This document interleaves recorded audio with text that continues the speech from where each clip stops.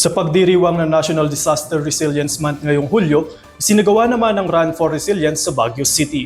Narito ang report ni Robert Magsilang.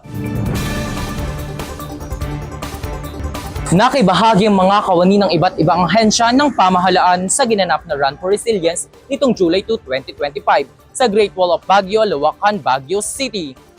Sa pangunguna ng Cordillera Regional Disaster Risk Reduction and Management Council, ang naturang panran ay ang pambungad ng aktibidad para sa National Disaster Resilience Month na may temang Kumilos para sa Kahandaan, Kaligtasan at Katatagan.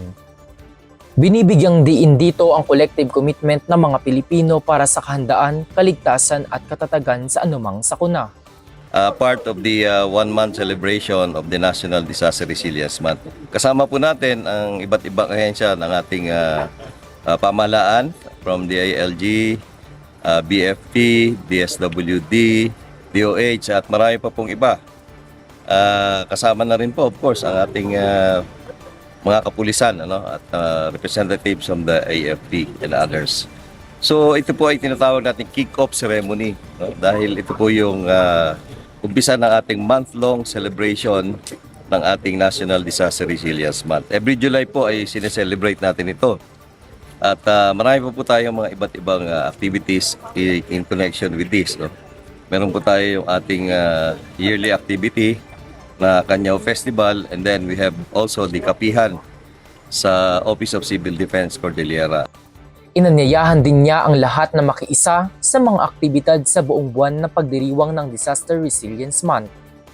Lahat po ay inanyayahan natin para makiisa dito sa ating pag-celebrate ng National Disaster Resilience Month.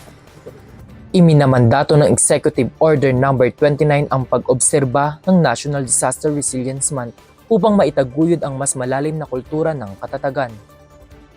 Patunay lamang na ang agarang pagkilos at pagtutulungan ng mamamayang Pilipino sa pagsusulong ng kahandaan, kaligtasan at katatagan ay ang sandata ng anumang sakuna na maaaring mangyari. PIA-TSU Intern Robert Magsilang para sa PIA News, Cordillera.